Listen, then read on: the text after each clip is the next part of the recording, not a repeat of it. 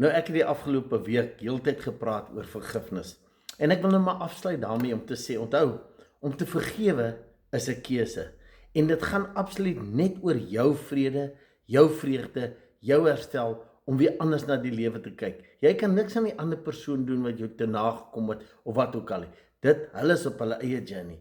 En dis hoekom ek sê altyd, onthou weer, life is not happening to you.